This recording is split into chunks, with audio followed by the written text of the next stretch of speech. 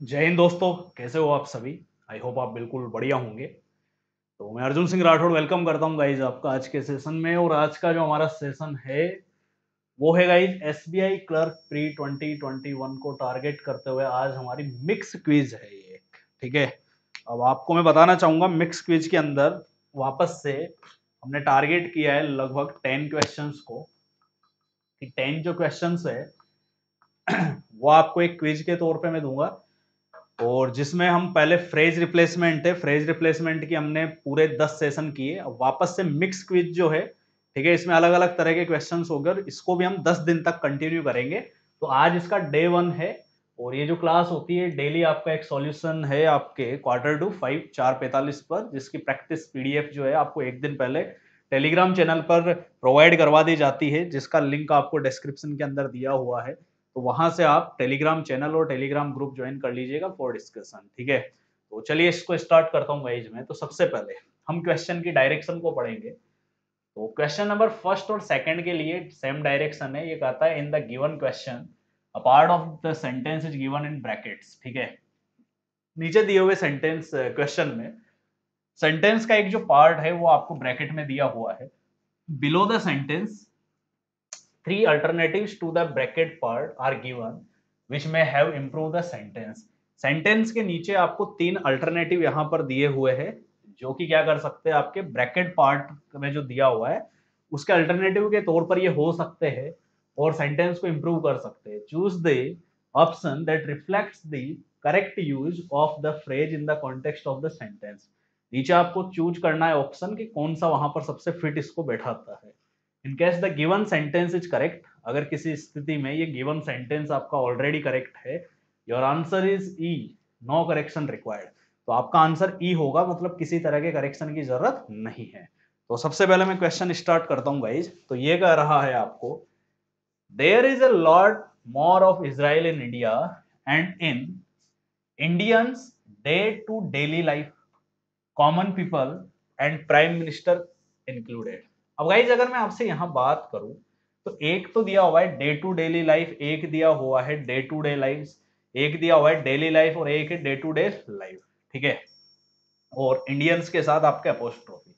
तो सबसे पहले इस कॉन्सेप्ट को क्लियर करते हैं कि जब कभी भी अगर आपके नाउन कैसा है, प्लूरलिटी की बात करता है, तो ऐसी कंडीशन में हमेशा एस के बाद अपोस्ट्रोफी आपके लगाया जाता है, क्योंकि ये बात कर रहा है भारतीयों की दैनिक जीवन की बात कर रहा है, ये कंप्लीट है इंडियंस की डेली लाइफ की बात कर रहा है ये। तो ऐसी कंडीशन में गाइज आपके प्लूरल फॉर्म में एस डायरेक्टली अगर करेगा तो इसका मतलब है कि इसका रिलेशन शो नहीं कर पा रहा, जो कि हिंदी में किसके तौर पर निकलता है, आपके रिलेशन का के की के तौर पर।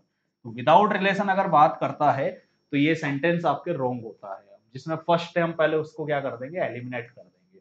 फिर है हमेशा किसी भी चीज की या तो डे टू डे होती है चीज, तो डे टू डेली नहीं होती, तो ये हमारा रॉन्ग होता है। तो नो करेक्शन रिक्वायर्ड भी हमारा आंसर नहीं होगा कंप्लीट।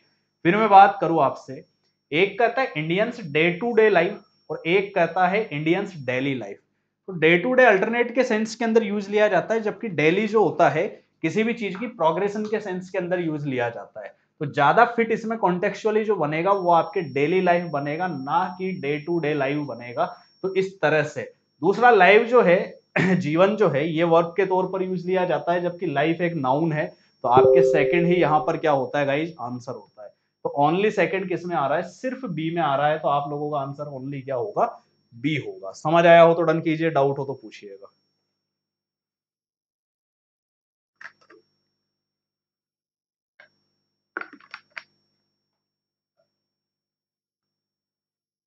चलिए क्वेश्चन नंबर सेकंड, और कोई भी डाउट हो आप लोग कमेंट बॉक्स के अंदर लिख दिया करें। हर डाउट का मैं आप लोगों को, सभी बच्चों को जवाब देता हूं। सेकंड कहता है the technical director is also thought to be interviewed for the role vacated by Chris Coleman. Chris Coleman के द्वारा जो एक जगह खाली कर दी गई थी, कंप्लीट है, उसके लिए टेक्निकल डायरेक्टर की जो पोस्ट है उन्होंने सोचा कि उसका भी इंटरव्यू लिया गया था। तो गाइज यहाँ पर अगर मैं बात करूं तो सबसे पहले ये पता लगता है कि ये जो फॉर्म बन रही है ये आपके कौन सी फॉर्म जाती है, एक तरह से पैसिव फॉर्म। कौन सी फॉर्म जाती है ये आपके, पैसिव फॉर्म। अब पैसिव फॉर्म में आप अच्छे खासे तरीके से जानते हो कि पैसिव फॉर्म के अंदर आपको ध्यान रखना है कि सबसे पहली चीज जो होती है वो होती है आपके वर्ब की थर्ड फॉर्म का हम यूज करते हैं। तो जिसमें वर्ब की थर्ड फॉर्म नहीं है उसे एलिमिनेट करेंगे। लेकिन यहां पर देखिए, एक दिया हुआ है टू हैव, एक दिया हुआ है टू हैड बीन, एक दिया हुआ है टू हैव बीन। अब अगर पैसिव फॉर्म में बात करें तो हैव डायरेक्टली आ नहीं सकता, क्योंकि हैव के साथ बीन लगाने की जरूरत पड़ती है, तो इस ऑप्शन को हम एलिमिनेट कर देंगे। तो ओनली फर्स्ट जिसमें आ रहा है या फर्स्ट जिसमें आ रहा है वो आपके रॉन्ग हो जाते हैं।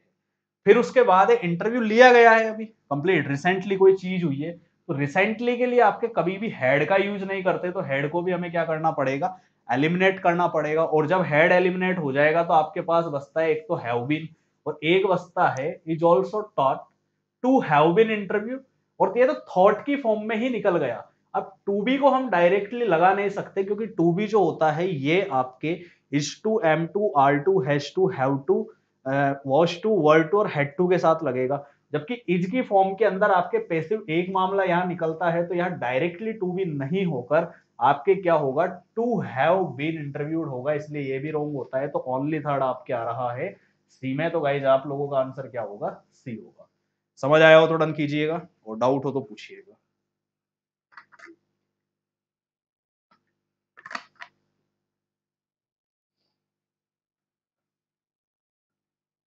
फिर देखते हैं क्वेश्चन नंबर थर्ड। तो क्वेश्चन नंबर थर्ड के लिए मिक्स क्विज है, तो डायरेक्शन यहाँ चेंज हो चुकी है। डायरेक्शन हमारे को कहती है इन द गिवन क्वेश्चन, दिए हुए क्वेश्चन में a part of the sentence is given in bracket. वही सेम चीज, सेंटेंस का एक जो पार्ट है वो आपको ब्रैकेट में दिया हुआ है। Below the sentence alternatives to the bracket part are given as A B C and D. और नीचे जो आपको अल्टरनेटिव्स दिए गए हैं इस ब्रैकेट पार्ट को करने के लिए वो है ए बी सी ए डी, विच में हेल्प इंप्रूव द सेंटेंस, जो कि हेल्प कर सकते हैं सेंटेंस को इंप्रूव करने के लिए। Choose the correct alternative out of the given options, given 5 options, ठीक है। नीचे दिए हुए 5 ऑप्शन में से आपको एक अल्टरनेटिव चूज करना है in case the given sentence is correct. अगर किसी परिस्थिति में सेंटेंस ऑलरेडी करेक्ट है then answer will be option E, no correction required. तो आपका आंसर क्या होगा, नो करेक्शन रिक्वायर्ड। अब मैं यहाँ बात करूं अगर आप लोगों से गाइस, तो सबसे पहली चीज सिंपल सा फंडा, यहाँ एक चीज आ रही है डिक्लेरेशन ऑफ एडहेरेंस, ठीक है। अब ये जो एडहेर वर्ड आपके जो होता है, क्लियर, इसके बारे में मैं आपको बता देता हूं कि इसके अंदर हमेशा फिक्स प्रेपोजिशन जो होगा आपके वो यूज किया जाता है गाइज आपके टू। मतलब अडेयर के साथ फिक्स है ये कि आपके क्या लगेगा, टू फिक्स प्रेपोजिशन के तौर पर यूज लिया जाता है, जिसका कि मतलब होता है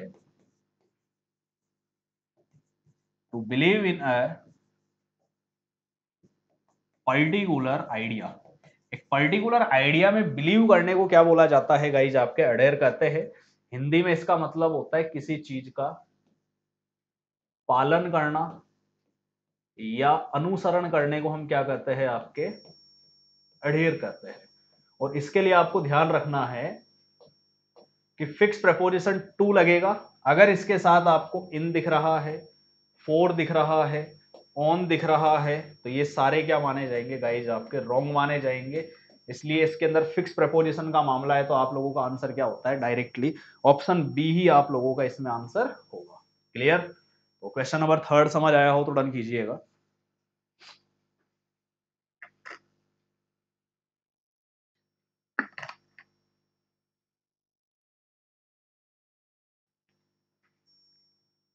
आगे देखते हैं हम क्वेश्चन नंबर फोर। बहुत ही शानदार क्वेश्चन है, कॉन्सेप्ट क्लियर होगा एक इससे आपका। ये कहता है state government proposes to pass two bills. भाई स्टेट गवर्नमेंट जो है वो प्रस्तावित करती है किस चीज का, दो बिलों को पास करने का, ऑफ प्रोवाइडिंग रिजर्वेशन, क्या प्रोवाइड करवाने के लिए, reservation to Muslims and STs. किस किस को, एसटी कास्ट को और मुस्लिम कम्युनिटी को रिजर्वेशन प्रोवाइड करने के लिए दो बिल पास करने का प्रपोज करती है। देन अर्ग द सेंटर, उसके बाद सेंटर से आग्रह करती है to include the matter in the 9th schedule of constitution. इस मैटर को किसमें इंक्लूड किया जाए, कॉन्स्टिट्यूशन के 9th शेड्यूल में, संविधान की 9वीं सूची के अंदर। And done in the case of Tamil Nadu, जैसा कि कौन से केस में किया गया था, तमिलनाडु के केस में किया गया था। अब यहाँ एक सिंपल सी चीज उठाता हूँ गाइज आप लोगों के सामने। सबसे पहली चीज होती है आपके, दो चीजें समझा रहा हूं, एक तो होता है फोर और एक होता है आपके टू। जब भी किसी एक्शन को अगर हम करने की कोशिश करते हैं तो हमेशा ध्यान रखना, जैसे प्रपोजेज आ गया आपके या कोई भी चीज अगर करी जा रही है तो समथिंग के लिए होता है, मतलब किसी चीज के लिए। जैसे यहां पर बात की जा रही है proposes to pass two bills, दो बिल पास करने के लिए। अब ये किस चीज के लिए कि प्रोवाइडिंग रिजर्वेशन, ठीक है। और अगर किसी पर्सन के लिए कोई चीज की जाए तो ऐसी कंडीशन में फिक्स प्रपोजिशन टू लगेगा, और समथिंग के लिए किया जाए तो आपके प्रपोजिशन क्या लगता है, फोर लगता है। इनके अलावा अगर आपको और कुछ दिख जाए तो आपको रोंग करना है। जैसे यहाँ करा ऑफ प्रोवाइडिंग रिजर्वेशन, तो ये रोंग होता है। बाई प्रोवाइडिंग रिजर्वेशन, तो ये रोंग होता है। क्लियर है। और सेम चीज यहाँ पर है तो ये भी क्या होता है, रोंग। तो या तो आपके लगेगा टू या लगेगा फोर। अब रिजर्वेशन की बात हो रही है तो रिजर्वेशन कोई पर्सन नहीं है, कंप्लीट है। ये क्या है, समथिंग के सेंस में यूज लिया जा रहा है। तो जब समथिंग के सेंस में यूज होगा तो आपको फोर का यूज करना होगा, ना कि आपको टू का यूज करना होगा। तो इसमें आपके गाइज फोर्थ का जो आंसर होगा वो होगा आपके ए। समझ आया हो तो डन कीजिएगा, और डाउट हो तो पूछिएगा।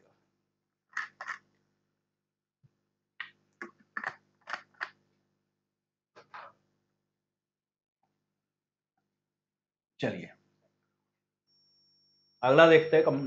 क्वेश्चन नंबर 5 ये कहता है ड्यूरिंग द यूनिवर्सिटी इलेक्शंस के दौरान the college elected their vice president to Swapnil for handling the campaign for university president.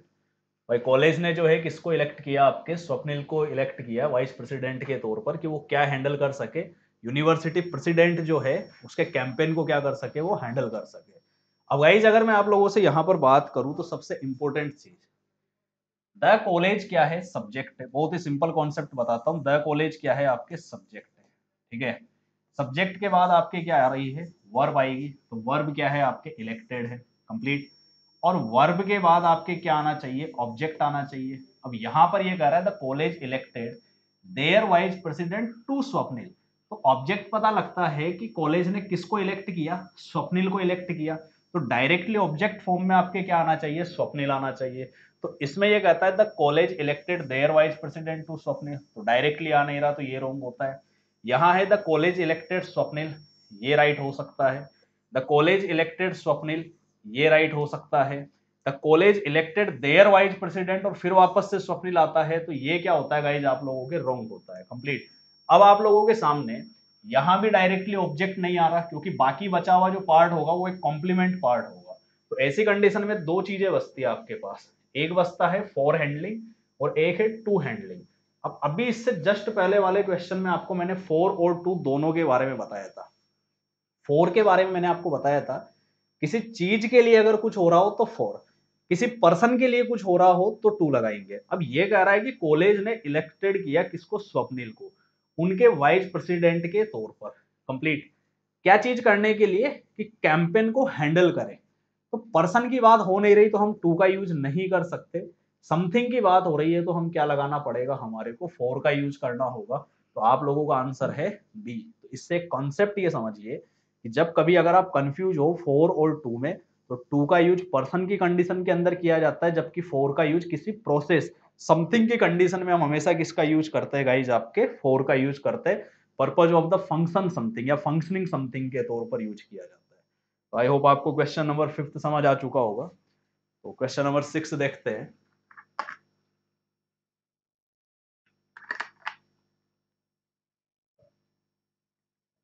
ये कहता है since the advent of cable television, advent होता है आगमन, एडवेंट यानी क्या होता है, अराइवल या आगमन को बोला जाता है।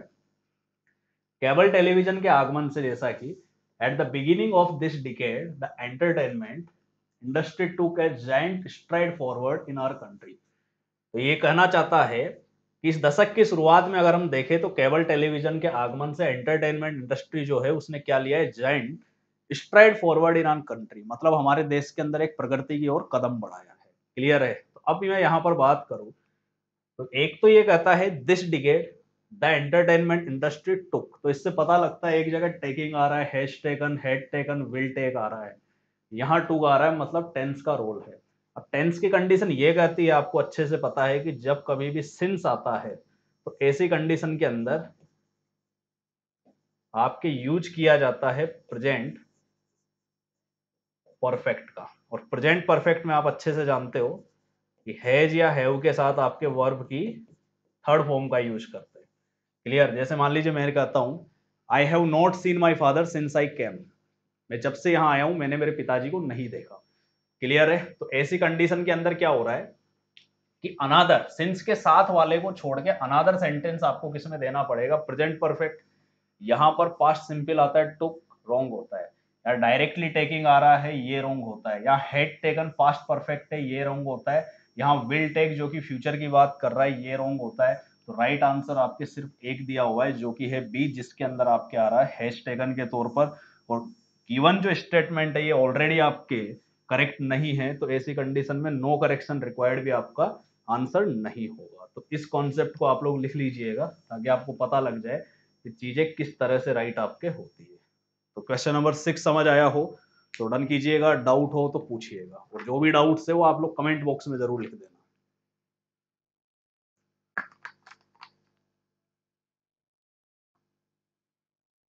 अगला देखते हैं क्वेश्चन नंबर 7। शानदार क्वेश्चन है, अच्छे से देखना। ये कह रहा है hectic campaigns in the second phase of state assembly election will come to an end next week in 67 assembly constituencies spread over 11 districts। अब यहां पर अगर मैं बात करूं तो ये कहता है कि hectic campaigns in the second phase of state assembly election, तो स्टेट असेंबली इलेक्शन के लिए कैंपेन के सब बहुत ही खतरनाक तरीके से, हेक्टिक तरीके से जो चल रहे हैं सेकंड फेज के लिए, वो कम टू एंड को है। अब ये विल कम टू एंड है ना, ये पता लगाता है कि मामला कैसा है गाइज, आपके प्रोग्रेसिव है, चल रहा है अभी। खत्म तो कब होगा, ये नेक्स्ट वीक को खत्म होगा, क्योंकि will come to end next week. तो नेक्स्ट वीक की बात करेगा तो ऐसी कंडीशन के अंदर इससे पता लगता है कि प्रेजेंट जो स्टेट है वो कैसी है, आपकी प्रोग्रेसिव है।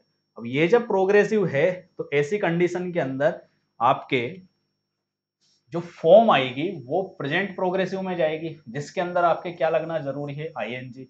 अब जिसमें आईएनजी नहीं है पहले तो उसे रिमूव करो, तो ये हटता है। यहाँ आईएनजी फॉर्म नहीं है, ये हट जाएगा, ठीक है।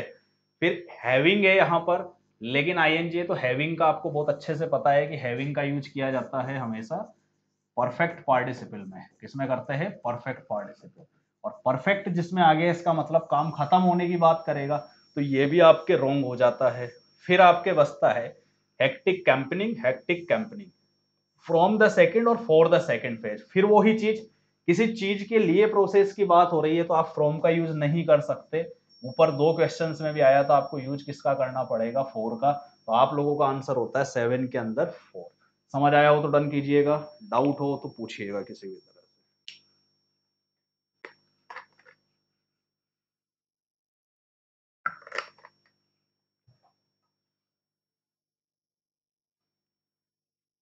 फिर देखते हैं हम क्वेश्चन नंबर 8। ये कहता है the detectives criticise the victims in court by testifying that. Detectives जो होते हैं, जासूस जो होते हैं, उन्होंने विक्टिम्स की आलोचना करी, क्रिटिसाइज करा कोर्ट के अंदर इस चीज को टेस्टिफाई करते हुए, that they were prone to be a hyperbole and invent details of events that did not happen। देखिए prone to जो होता है वो होता है किसी भी चीज की प्रवृत्ति वैसी बन जाए, चीजों के अंदर आप करना ही वैसा चाहो, उसे हम क्या कहते हैं, आपके प्रोन कहते हैं। अरे ये बात समझ में, ठीक है। हाइपरबोल होता है किसी भी चीज को एग्जिग्रेट करने को क्या बोला जाता है गाइज, आपके बड़ा चढ़ाकर कहना, अतिशयोक्ति को क्या बोला जाता है, हाइपरबोल कहा जाता है। अब सबसे पहली चीज, प्रोन वर्ड के साथ फिक्स प्रेपोजिशन हमेशा क्या लगता है, टू। और जब आपको बहुत अच्छे खासे तरीके से पता है कि जब टू फिक्स प्रेपोजिशन के तौर पर आता है तो इसके साथ वर्ब की हमेशा फोर्थ फॉर्म लगती है, मतलब फर्स्ट फॉर्म में आईएनजी लगेगा। और अगर ये फिक्स प्रेपोजिशन के तौर पर नहीं आएगा तो ऐसी कंडीशन में हमेशा किसका यूज किया जाता है, आपके इंफिनिटिव, मतलब वर्ब की फर्स्ट फॉर्म। अब ये यहाँ पर प्रोन टू हो गया, तो ऐसी कंडीशन में ये हाइपरबोल और इन्वेंट दोनों वर्ब है तो इनको आईएनजी फॉर्म में देना जरूरी है। अब अगर मैं बात करूं तो सिर्फ एक ही ऑप्शन है जिसमें प्रोन टू के बाद हाइपरबोलाइजिंग करा हुआ है और inventing details of events that did not happen. बाकी सबके अंदर अगर आप देखोगे तो वर्ब की फर्स्ट फॉर्म टू फर्स्ट, और वहां पर टू भी दिया हुआ है, तो ऐसी फॉर्म में वर्ब का यूज कर नहीं रहे, तो यहां पर आपके ये भी रॉन्ग होता है, तो नो करेक्शन रिक्वायर्ड। तो इसको एक सिंपल सा कॉन्सेप्ट ये था इसका कि प्रॉन टू जो होता है या प्रॉन जो होता है इसके साथ फिक्स प्रपोजिशन हमेशा टू लगेगा, और टू लगने के कारण इसके अंदर ये एक आपके फिक्स प्रेपोजिशन की फॉर्म लिया, तो वर्ब की फोर्थ फॉर्म मतलब आईएनजी फॉर्म का यूज किया गया, तो ये आपके ऑप्शन नंबर सी में है, तो सी ही राइट होगा आपके। समझ आया हो तो डन कीजिए, और डाउट हो तो पूछिएगा।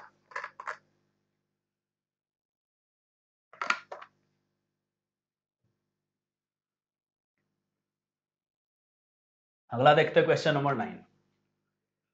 9 और 10 के लिए सेम डायरेक्शन है आपके। A sentence divided into 3 parts, first second and third. Sentence जो उसको 3 भागों में डिवाइड किया गया, first second third. There may be an error in one or more parts. हो सकता है एक पार्ट में या ज्यादा पार्ट में आपके एरर हो सकती है। Determine the part which requires correction. उस पार्ट को डिटरमाइन करिए, वो आंसर के तौर पे बताए जिसको करेक्शन की जरूरत है। करेक्शन की जरूरत मतलब जिसमें एरर पार्ट है आपके, ठीक है। And mark it is your answer. अब मैं अगर आपसे यहाँ बात करूँ गाइस 9th के अंदर, तो ये कहता है इज द ओल्ड लाइज। पता लगता है यहाँ पर नाउन कैसा हुआ आपके, प्लूरल हुआ। Of insurrection and Negro supremacy lost their ability. तो इससे भी पता लगता है कि नाउन प्लूरल है, तो देयर अपनी जगह राइट है। टू डिसाइड, ठीक है। अब देखो एक वर्ड तो होता है आपके डिसाइड, जिसका मतलब होता है छल या धोखा। ये पार्ट ऑफ स्पीच में एक नाउन होता है। और एक होता है आपके डिसीव। इसी चीज के तौर पर मीन वही होता है, छल करना, धोखा देना किसी को, ये वर्ब होता है। अब यहां बात कर रहा है कि एबिलिटी किस चीज की, टू डिसाइड। तो वर्ब फॉर्म आनी चाहिए, टू के साथ वर्ब की फर्स्ट फॉर्म आएगी तो इन्फिनेटिव बनेगा। तो इन्फिनेटिव बनेगा तो यहाँ नाउन पोजीशन गलत है, तो गाइज यहाँ आपके क्या आना चाहिए, डिसीव आना चाहिए। फिर उसके बाद है Douglas wrote that the heart rending cries of the white woman and little wild children took its place. Clear भाई, हार्ट रेंडिंग जो क्राइज थी व्हाइट वुमन की और लिटिल व्हाइट चाइल्ड की, उन्होंने अपनी पोजीशन ले ली कंप्लीट। तो यहां जब पता लगता है कि नाउन आपके प्लूरल है, तो ऐसी कंडीशन के अंदर इट्स जो है ये रॉन्ग होगा। यहां भी आपको क्या करना पड़ेगा, देयर प्लेस। क्या करना होगा यहाँ पर, देयर प्लेस। तो आपके एक तो एरर आती है वर्ब की और एक एरर आती है आपके पजेसिव एडजेक्टिव फॉर्म की, ठीक है। तो फर्स्ट बिल्कुल राइट है, तो राइट एरर किस किस में आपके, बोथ सेकंड एंड थर्ड। तो आप लोगों का आंसर होगा guys second and third. I hope आपको समझ आ चुका होगा। डाउट हो तो पूछिए, कमेंट बॉक्स में अपने डाउट्स लिखिए, नहीं तो डन कर दीजिएगा।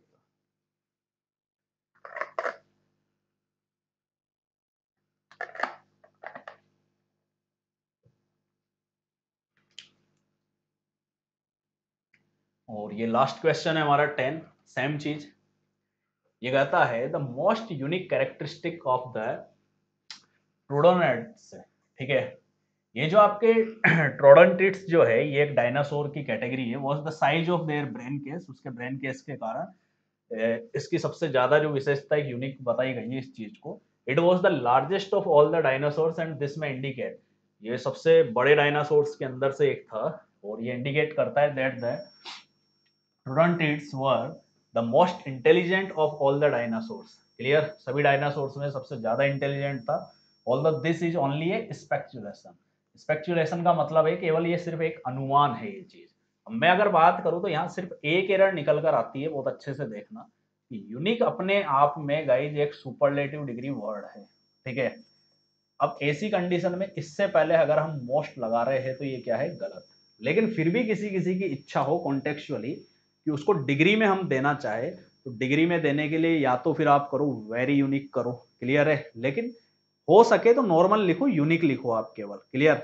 लेकिन इस तरह के जो वर्ड्स होते हैं जैसे यूनिक है, एक्सट्रीम है, सुप्रीम है, इनसे पहले अगर मोस्ट लगा हुआ रहता है तो वो आपके रॉन्ग माना जाता है।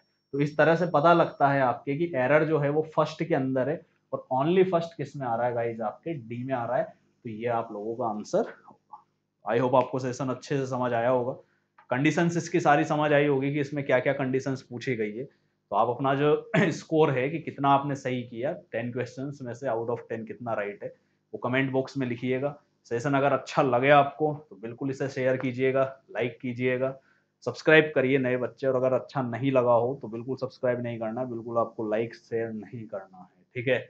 और आज की जो आपको पीडीएफ है क्वेश्चंस की practice PDF mix quiz day 2, वो आप लोगों को आज अभी लगभग 2 घंटे के अंदर अंदर टेलीग्राम ग्रुप पे मैं सेंड कर दूंगा। उसको आप लोग अच्छे से कीजिएगा, कॉन्सेप्ट समझिएगा, ठीक है, जो जो चीजें बताई जा रही है इनमें से जो यूनिक चीजें उनको आप नोटबुक में नोट डाउन करिए और इसका जो सॉल्यूशन है फिर हम कल देखेंगे। ओके, तो thank you so much guys, जय हिंद टू ऑल।